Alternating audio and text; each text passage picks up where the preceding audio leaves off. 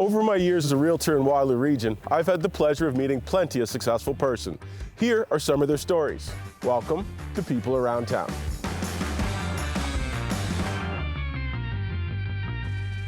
All right, I'm excited to have this gentleman here. So I'm trying to think. He could be back when I used to sell cars.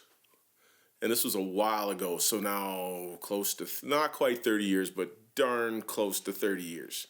27 for sure, I'm thinking. We're 24 in business. Yeah, okay. 24 and rolling. So selling cars back then, and then my dad used to always have to drive all the way to Toronto to get his hair cut. What? Yeah. So my dad's from the Caribbean, so he has hair with some texture, and I remember the slogan used to be "cutting to the texture." Exactly. I believe. To this day, still stays Always that. stay. I know you've diversified as well. Yes. Yeah. And then I guess my dad started getting ahead of himself, and being a father, he's very comfortable around me and speaking how he feels and what should be.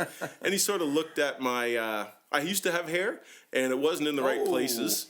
Whoa. And and he goes, "Do you know that there's a barber shop for us?" Yes. He said, and I forget who turned him on to you. Okay. And he told me it's right on the corner of Frederick and King Street. Oh, it's Frederick and Duke. Duke, Yeah, right? just up the way. Before the LRT. Yeah. Before the LRT, Yeah, before the yeah. Duke's, with the big old condos Yeah, watch there. that thing go up. The DTK. 4 years.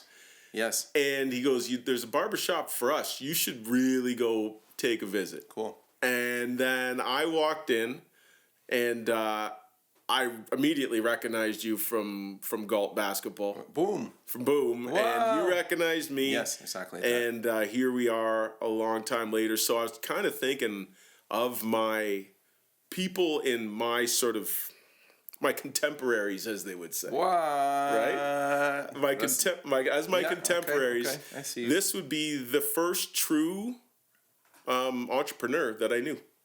Really? Of my contemporaries. As you're right, selling cars, you're keeping life kind of simple. Your friend's got a job here. Your friend's got a job here. Cool. I guess another friend took over his family's car dealership or is in the process of doing it. But you were the guy that went off on your own, said, "I want to do this." So without further ado, this is the one and only Kevin Francis from Diverse Salon. Yes. And not just that, but I'm not going to misdo the pronunciation of it because I'm not Jamaican. But big things are going on. Wow. Right? Okay, so in short, you were, and correct me if I'm wrong, the first, I'm just going to say it the way I see it, the first black barber shop truly in town. Is that correct? Technically the second. No, I'm not going to say I'm second. Yeah, second. Okay. But I mean, in terms of it, I am the longest lasting as we speak. Now, okay. In terms of it, yes. Because before that, it was like, you got to go see my buddy and then cut in the basement or in the kitchen or whatever and make it happen, right? I'm not going to discard. There was another shop involved. Okay. But unfortunately, they have folded up. And just keep it moving. Yeah. But I mean, in terms of that, Diverse is my brand. In terms of that, is cutting to the texture. Yeah. And everything under that in terms of, and I'm talking the full diversity of Canada.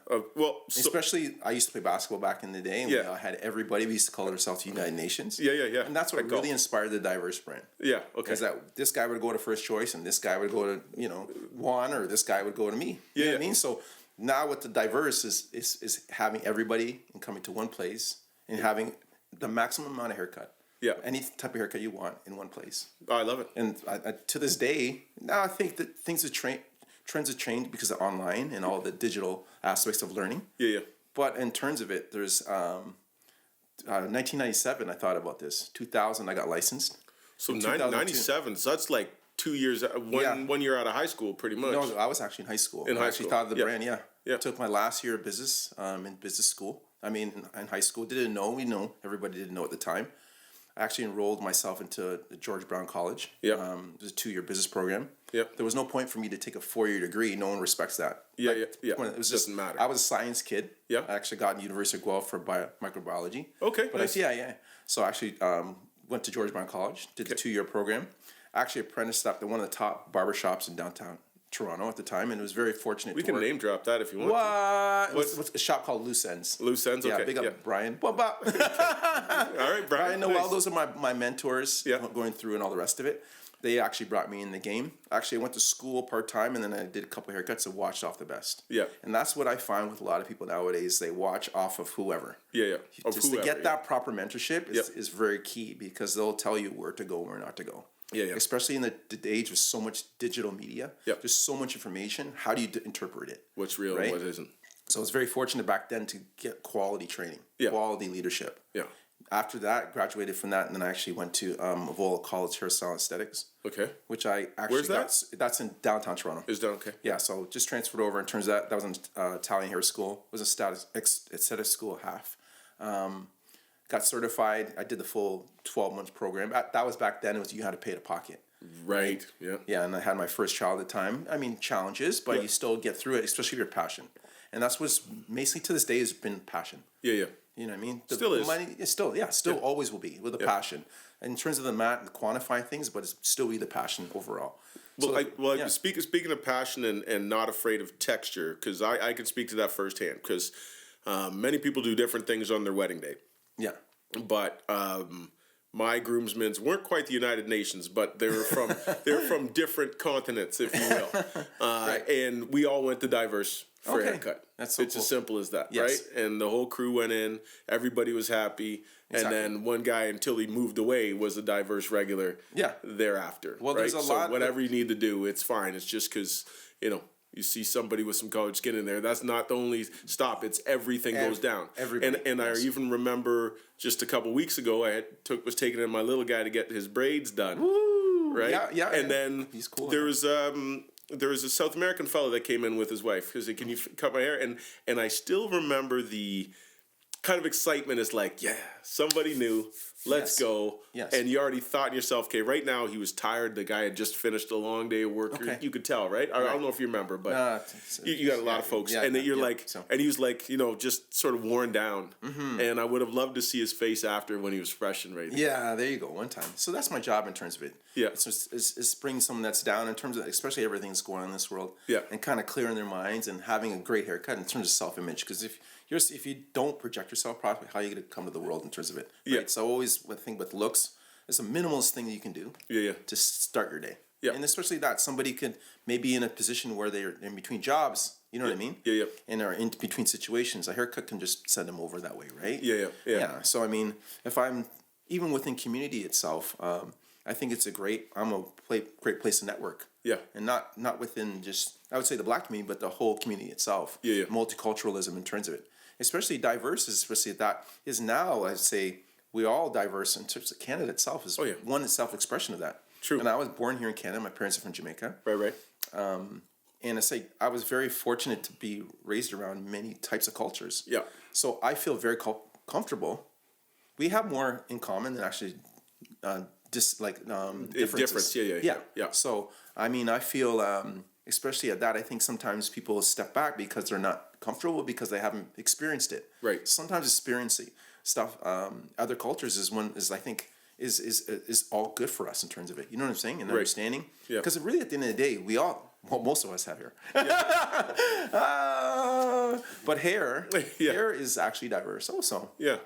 It doesn't even matter because curly, I've now seen nowadays, especially at that, a lot of Caucasian kids with curly hair. Yeah. And I've seen even darker skinned people with straight hair. Yeah. So it's not even the context of even skin color. It depends on the style. Yeah. And depends on the texture of what it is. And that's what I think the basis my brand was on in terms of understanding what that client wants. Yeah. And interpreting exactly what they want. Yeah. And that's talking from someone that's maybe corporate. Yeah. To somebody business or somebody that's maybe just wants something more edgy. So that makes me curious about this. So just talking to a gentleman, remain nameless at this point in time, but we'll chat about who it is after. Mm-hmm. And we're saying, I think I should. I'm looking for a different look, but they can't quite put the finger on the look they're looking for. Mm-hmm. Like I haven't been there for that, but I'm sure you've run into that. They say they just know that a haircut is in the cards sooner rather than later. Mm-hmm.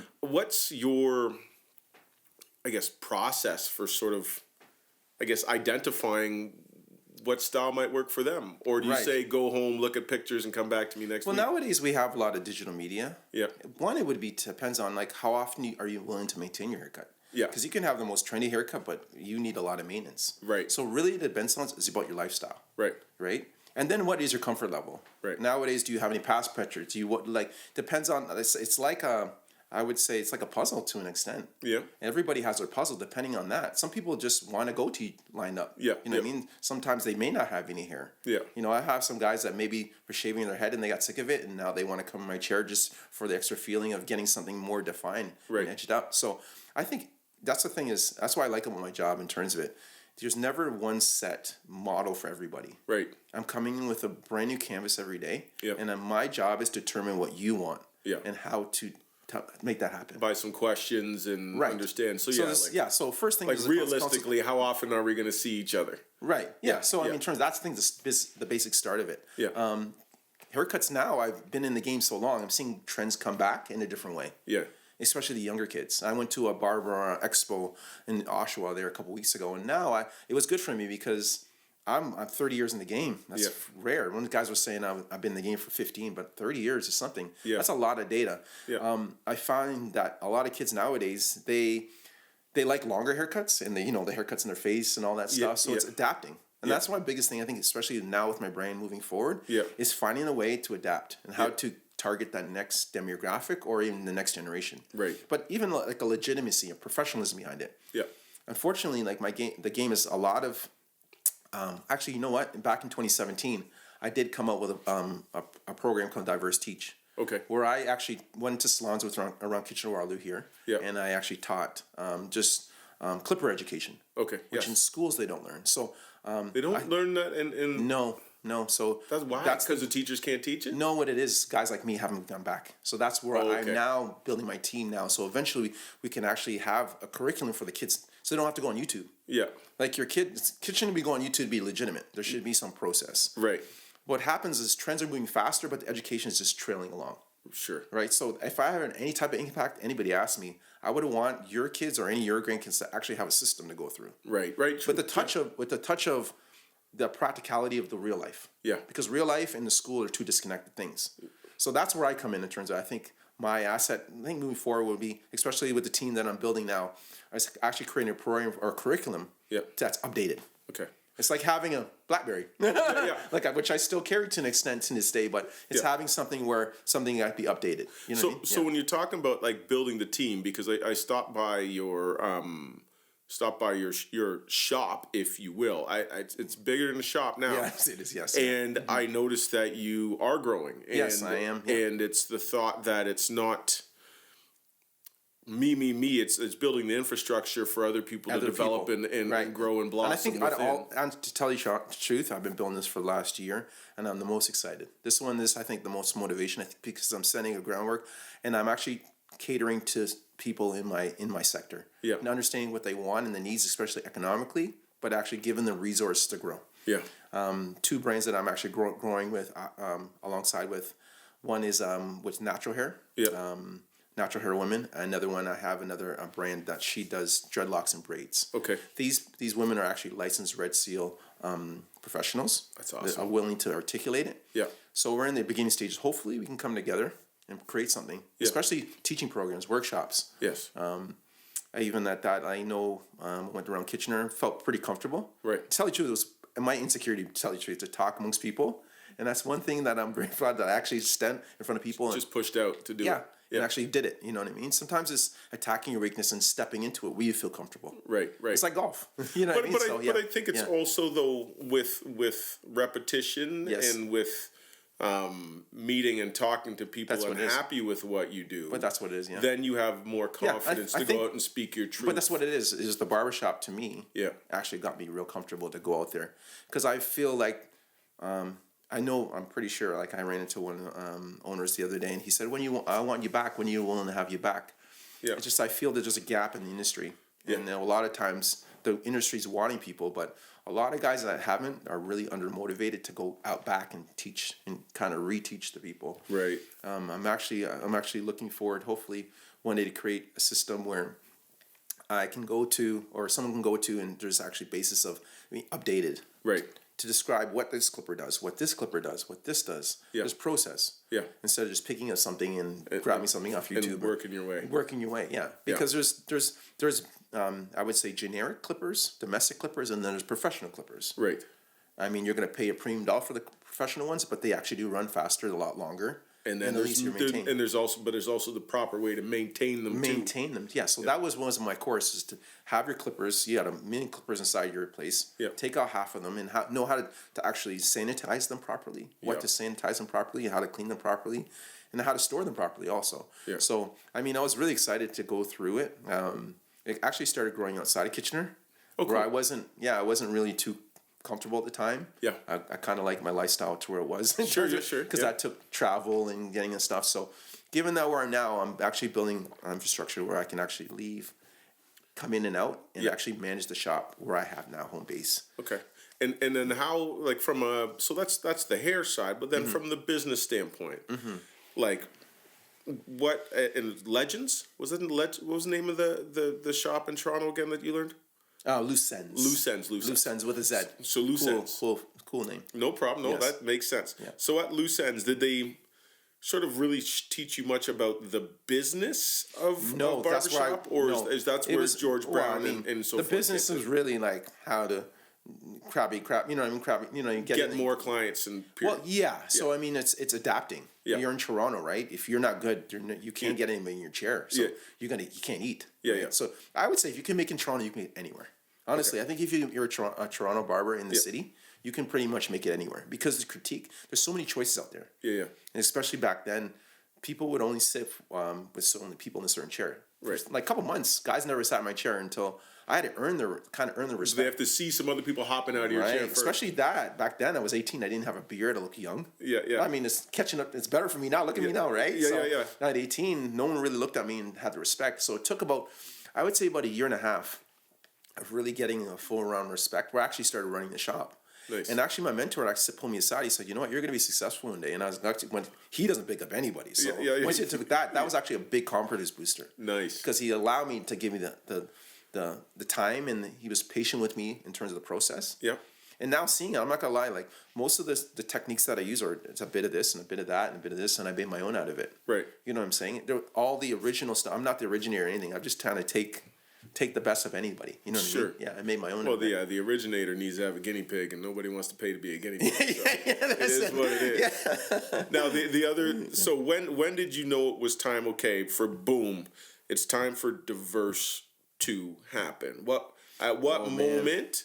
Okay. And then this is also. I do have the crazy thing is this is also with a young one in tow.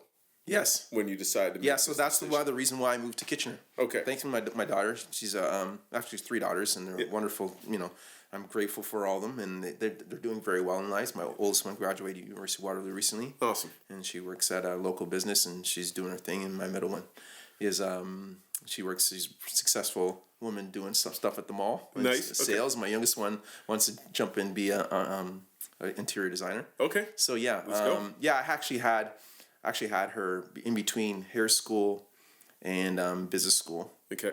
So that was the motivation of why shouldn't I stay in Toronto. Right. I wanted to raise my kid in Kitchener-Waterloo. Yeah. Great place, to raise kids, and had a well balanced. It wasn't too urban, but not too rural. Yes. So it was a good balance. Yep. I'm very thankful of that. So back in 2000, I actually moved back down here. I did work at a couple like a shop, like in between that, so here and there. Yep. But I actually took I'm like, no one knows this, but I'll tell the whole world about this. But I actually took just a regular job just to kind of get by. Yep. And it was a local big Coke company in Guelph. Yeah. We won't have to go there. Sure. And I actually I did some of the training for it. I've only had 3 jobs in my life, really legitly. I worked at A&W for a month. Okay, for a month, yeah. I worked in the movies for like 3 years. That was a wonderful job, because that actually job I learned off of just understanding about systems, inventory, handling money, upselling. Yeah. It was a great business because they were really fine about it. And especially back at like Cineplex Odeon? Cineplex, yeah. Okay. And I actually was an usher because I actually had to engage people eye to eye. So with my job nowadays, it's about engaging people. True. You can actually tell someone's mood and how not to talk, because it's not always talking. Sometimes nonverbal is the greatest thing too. Just let it go, yeah. So back then, 2000, that's when I decided to, I worked at I was going to drive there, and I got lost. But back then, this is the time, this is the days of was it MapQuest? What's that thing? No, we had the TomTom. Oh, you had a TomTom? Yeah, You're ahead. TomTom. No, I used to print it out. Yeah. Oh, you print it out? Wow, I print out the maps. Yeah. So I got lost. I couldn't find one of the plants in Guelph. And I actually had a breakdown. I said, you know what? I've only played work one shift. And I said, that was enough for me. Yeah. I don't care to go back. Yeah. And I respect anybody that's in that. Everybody has to do, like my parents. What they need to do. Worked in the factory the whole life, so you know what I mean? Yeah. So it's pride behind it. But I said, you know what? I'm going to go all in with this one. Yeah. And I'll put every chip possible against it. And I actually... Is that when Frederick started? So Frederick Street was actually... It's kind of feel like I am now, like my location now. It was in a place, was right downtown Kitchener, was sitting vacant for about a year, I believe. Oh, wow. There was cobwebs inside, and I didn't see the vision, but I saw the location. Yeah. And I came from Toronto because I knew what success was. You got to be on a corner, a busy location, right downtown, right the heart of it. Yeah. And the rent was pretty reasonable at the time. Yeah. It was interesting, and I walked in. I was like, "Okay, let me take it." And it was just dark and greeny, but I'm a visionary. I'm like, there's hope in this. Yeah. Yes. And you know what? I'm very fortunate. Look, 15 years later. Yeah. The condos came up. I mean, I'm sorry, the courthouse went across the street. Yes. And I sat through with no one gave me any type of no compensation of that. I sat through where the workers were coming. And then blocked off. Yeah, so that was I had that, and then the LRT took away 50% of my parking. Yeah. And then by 2015, I actually got a tip that somebody was telling me that the condos was going up. Yeah. So I actually got ready in 2015. I actually developed my website. Yeah. This is the first pivot that I would say that I had, the first test. I actually created my website. Okay. Actually created my Google, updated my Google. Yes. And my Google page at the time said jerk chicken and rice and peas. I can't believe that. I couldn't believe it. I'm like, so actually to this day, I'm actually very active on Google. So if anybody wants to know that if they walk in, because I do take walk-ins, every day I do every 5 minutes my Google page is updated. So if I am closed. Yeah. And it allowed me to train my clientele that maybe not booking appointments, they can still walk in by searching Google. Because Google's a good resource if you want to take up to date. Yeah. And from that time, I got word 2017, it's seeing a lot of stuff moving and people acting in ways. Yeah. I got word that I had to move in 2017 to out of 61st Street. Yeah. So by then I was like, you know what? I have enough clientele. I need to. We can do it. I want to move out of and see. I know people are going to pivot. Yeah. And they did. Yeah. I moved to 8 Jackson for 8 years. But you went from 3 chairs to 2 chairs, right? You simplified a bit there. Yes, because Dave Henry, we're working for the time, and I just seen the time where it was a time for me to kind of sit back and reflect. Yeah. And 8 Jackson was a time where I have efficiency.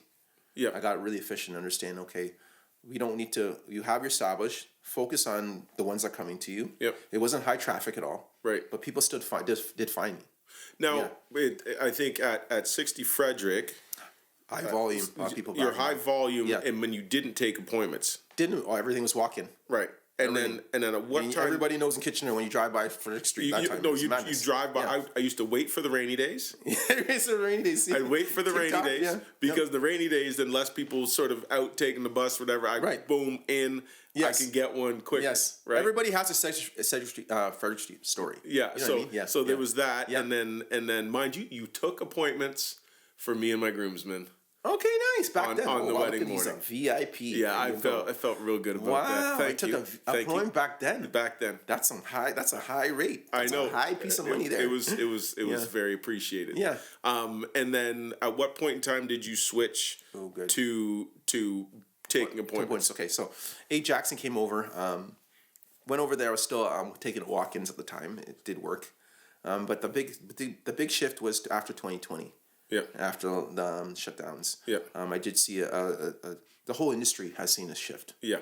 So I said, if I do appointments, I wanna shift in and I wanna make it a transition so no one doesn't feel affected or feel offended. Right. Because they're walking in, and to be honest with you, 2020 is we were taking contact everybody's numbers at the time, so I did keep everybody's number. Nice. And it did actually call everybody personally. Yeah.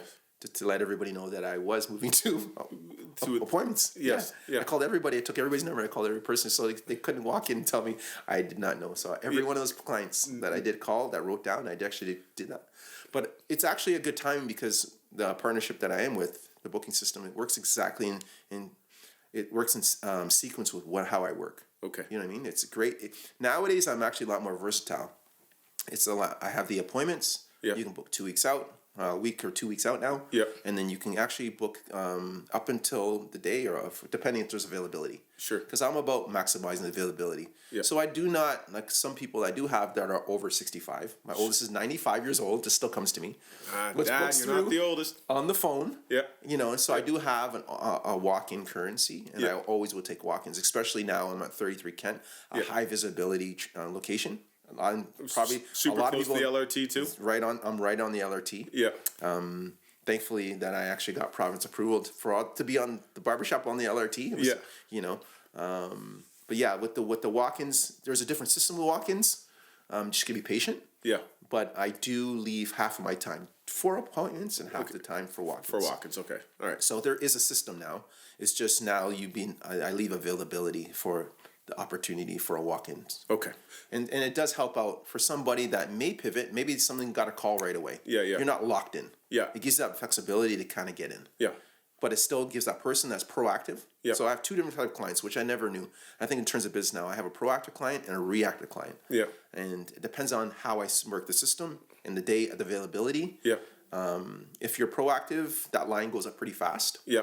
And then whoever reactors knows how to deal with it because you are kind of just jumping in the last, and I'll fit you in accordingly depending on the time. Well, that's what I'm talking about. 2026, 2020 now to back in the day, it's about efficiency. Yeah. Sitting around in one shop, and I get it. Everybody kind of stalling. It's not the days we're in now. It's about efficiency because nowadays with this online booking, you do have the AI recognition to kind of let everybody know, and there's proper communication. Yep. And the tracing behind it in terms of everybody getting contacted, right? So well, that makes sense. Yeah. Okay, so you mentioned AI. Yes. AI recognition for scheduling primarily. Right. Is there any how else are you using AI, or what new tools so here we go. that you can't believe you lived without from up until Frederick. I would say that was the first. Not just saying I still utilize it's communication, right? Yeah. So I actually initiate the appointment. Yeah. Make sure that it's viable, but the AI will send you reminders. Okay. Right? So when I'm cutting, I don't have to send somebody reminders, and that's what they're saying in terms of the AI aspect of things. Actually, recently, because I've just updated since I'm kind of going through an updated rebrand of Diverse the hair brand in terms of it, I have updated my Instagram. Okay. So you can follow me at Diverse Barber Studio.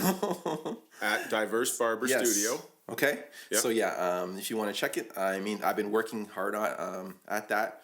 I have been introducing a bit of AI to the midst of the game because the barber game nowadays, it's changing a lot. You know what I mean? You have to, as a barber now, it's like a resume. You need to have at least an Instagram so people can find you or know your work to an extent. True. You're only leaving yourself behind as a tool. Yeah. So what I actually have been using is a lot of the not for the haircuts, but more for my digital editing, like the inside of my shop in terms of it. I think that's a very sensitive thing because nowadays there's no judge and jury in terms of having anything on there. What's allowable. So I like the organic aspect of things, but if you're an artist, yes, it's a great tool to pluck away at and utilize so you don't have to outsource. Yeah. I'm fortunate my brother is actually a graphic designer, a phenomenal graphic designer, and he's the original. So I take a lot of that stuff because I can't use the tool AI. Because AI can't regenerate itself. Right. And so you take what you have and then use the tools for what you want to use it for. Just to amp it a bit. Yeah. So it's great before... actually, 2017, I actually did a YouTube video with my brother. It would take about a week to edit a video, and we'd have to do the thumbnail and all that stuff. Yeah. Now I can do it under 2 hours. Yeah. Right. So with all the online tools that we do have, and I have the eye for it. Yeah. I mean, maybe not the original logos and stuff like that.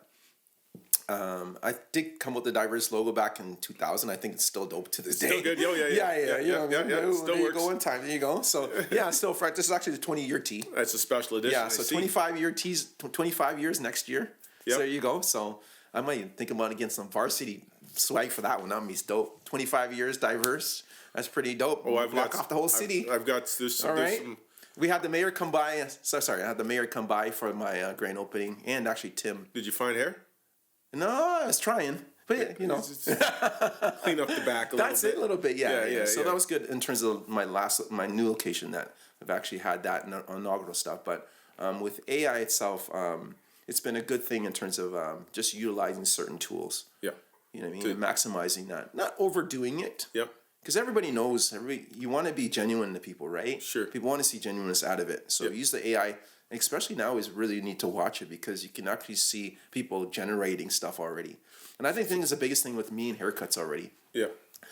If you put a logo on someone's head or do anything like that, that's AI generated, everybody knows. So you're really cheating yourself. Right? Yeah. Because somebody shows up to get it done and you can't do it. Yeah. What you got, and that's the thing nowadays. You really got to watch, especially with haircuts. It's good to always bring data, but always be, especially as a client, always be aware that there's the AI out there. Yep. And the reality of what you have and what you want are maybe two different things. Sure. So that's what I'm saying in terms of client consultation. Sometimes I would say 70% of the haircuts I do look at are AI generated to an extent. Okay. And I'll try to meet that.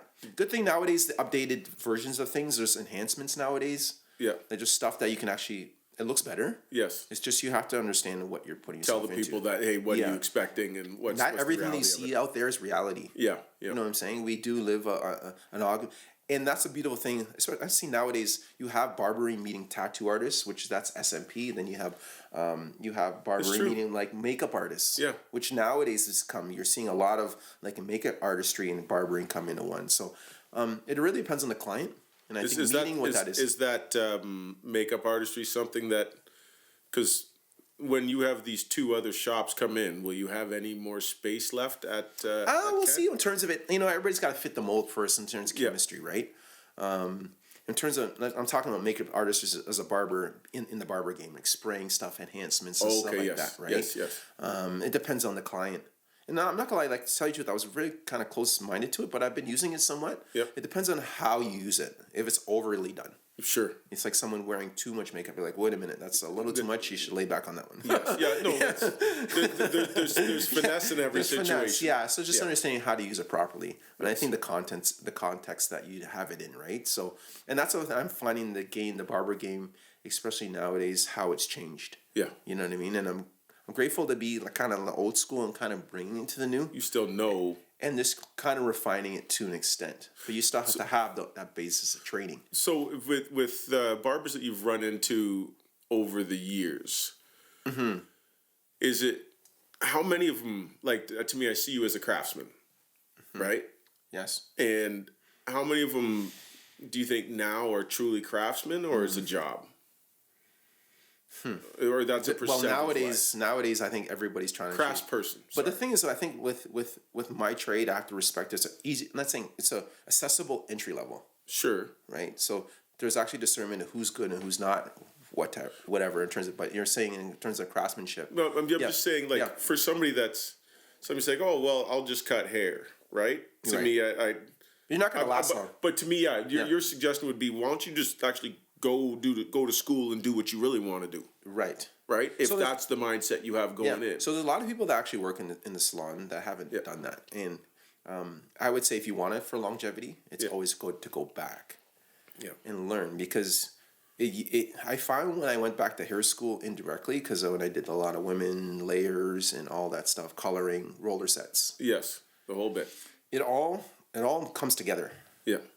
Like I'm talking about, especially when I was in hair school, doing a roller set, and every base of the sectioning had to be even. Okay, yeah. Otherwise, it doesn't. Otherwise, when you take her out of the dryer, it's going to look totally uneven. Yeah. Especially when you're teasing your hair and all the rest of it. Yeah. I would never do that to this day, but they still hold the same principle. Yeah. As carrying on to every other thing. Okay. That's just like doing if you're doing a highlight, just even dividing, having certain things proportionate. Yes. I mean, it is art. Yeah. It's just in a different form. Right. I just decided to take a different avenue. You know what I'm saying? Like when I was in hair school, I realized, I just not, and I respect anybody that does women's hair. Yeah.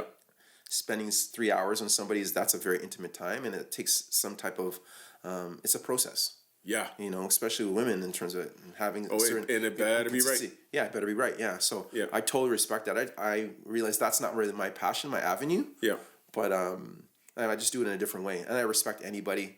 And it's funny because when I'm on Instagram, I actually don't watch a lot of barbers. I watch other people and other other businesses. Not other business, but other parts of the hair industry also. Oh, okay. Yeah, just to learn, just and that's a great thing. I think with social media, it broadens your horizon. Where before you be kind of closed-minded to certain things, you can see what other people are doing in other parts of the world. Correct. And you can channel that and bring that back home into your own to an extent, right?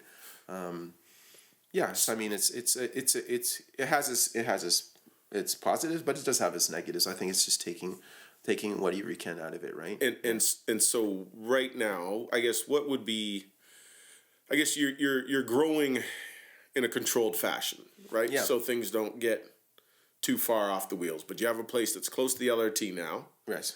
And exactly. with a ton of parking available. Yes, down the street on Kent Avenue. Which is amazing too. 1 hour free. There you go. Let's go all the way down. And there's a new condos being built down the street on Cortland. Yes, yeah, all the way. They're proposed to have right across the street from me. I hope they go up, and then right across from the Tim Hortons on Charles and Borden. Right. No, right. And so you have those things going for you, but like, what's the ideal sort of growth model for you? Is it like, okay, one partner moves in for, 1 month and then 2-3 months back in, then you have another no, so basically everybody's part of the team. Okay. Like we are part of the team. We're independent contractors in terms of it. Yeah. We all part of the team. We'll grow independently, and then we'll see after the 5 years that I have. But actually, there's for the most part the way you have it though, it's independent spaces anyways. Yes, that's what it is. Right. So it's not. That's how this industry is moving. Okay. So nowadays you hear online there's suite rental, which you have your own individual space, your own individual brand, you bring your own individual clientele. With social media, allowed everybody to do that. Yeah. Back in the day, you would have a commission-based salon, or barbershop, which you would break pay for a chair sort of thing, or give a cut back. Right? Yeah. Another platform would be booth rental, where you'd rent that one chair in the barbershop or the salon in one space under a bigger conglomerate, same way. So, I think nowadays adapting those three principles is what I've done. Okay. No matter what, depending on the individual, what they decide to do afterwards, right? And so, which model seems to be taking over the industry right now, or do you just focus on what's going on right now? What I'm hearing and trending, like booth rental is not really the most favorable. Okay. Because if you're gonna rent beside somebody, why don't you just do it on your own in your room, anyways? Yeah. You have your own conversations and the rest of it, right? Yeah. Commission based, it's good because you allow yourself to grow. Yes. And it'll give you an opportunity to grow in a space and actually be in a setting where you can be a part of a team. Right. So I don't know. I don't really look at. I think everybody has their own different business model. Sure. I think nowadays, in terms of what we're building in, especially what I have here, I'm very, very confident, and I'm very grateful for the team that I'm building. Yeah. I couldn't ask for a better team so far of professionals. And that's just not. I'm talking professionals. You have it in chiropractor. We have it in doctors and even shared spaces. That's pretty much what you're building. Yeah. I don't know in the hair space that I've seen 3 people that are fully certified. In terms of having independence within it. Yeah. And then we will cross-reference one another, given that. So, and I'm very excited to see them grow, especially now economically. It was hard for me to find a place here in Kitchener. True. Right, in terms of the spaces and what I was catering towards and the zoning. And I'm grateful that I actually got the zoning permits for this building. It wasn't easy. I had to put a lot on the line to get it. But I'm grateful for the opportunity to get, be in the space that I am now. I think it's more worth it when I'm going to see people have workshops and courses and maybe possibly there's a lot of potential. So once the talent pool starts coming in, they know that's the shop. Right. Then all of a sudden your chair can now be used by somebody else, and now you can go spread the good news and teach and get back because that was enjoyable for you, right? So when I take on somebody asks me, "Can you take on a no?" I think the best thing is for you to go to school first and get something.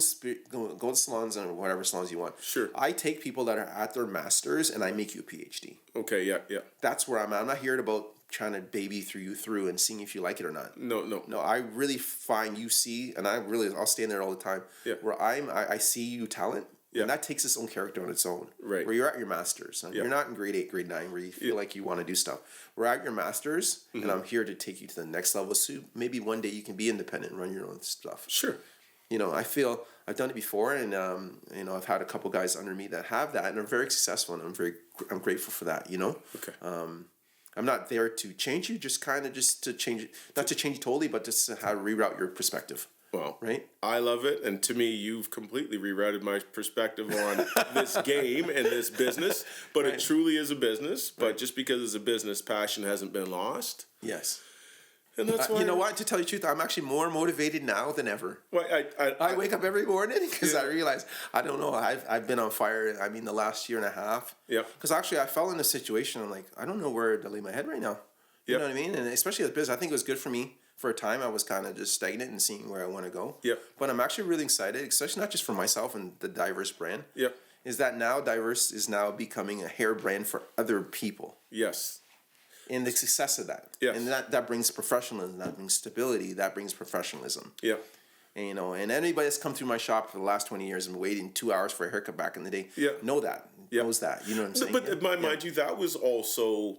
Now, that was also a culture in and of itself. It was, yes. Yeah, right? That was, I think, a different time and place at that point in time. I think it's also, blame the pandemic for almost killing, like, the social communal aspect of it to some degree. Like, if there was the odd Saturday, I'd go and Jack's like, "You're going now at 11 o'clock? Like, see you at 4?" I'm like, maybe, but they got the games on anyway, so we're good. But you know what? We still have games on. Yeah. I still have the World Cup. I still like my soccer. And I like my golf too. So there you go. And so golf is still on Sundays. Here we are. Here we go. Always from Thursday to Saturday to Sunday. Well, I'm not there Sunday, so Saturday around 6 o'clock. No, what I'm saying is Sunday you actually get the golf. Yeah. So in terms of I get to watch golf and all the rest of it. Yeah. Well, we'll bring you back when you get on the seniors tour too. What? Well, you know, folks, let's go. This is Kevin Francis from Diverse Salon, the owner, cutting to the texture since for the past 24, you're 24. Look, if I'm 50, it's 25 years. Let's go. Let's go. Quarter century, cutting to the texture for a quarter century. Wonderful. It's amazing, brother. Congratulations. Okay. All right. For another solid quarter at least. All right. Cool. All right. The one and only. There you go.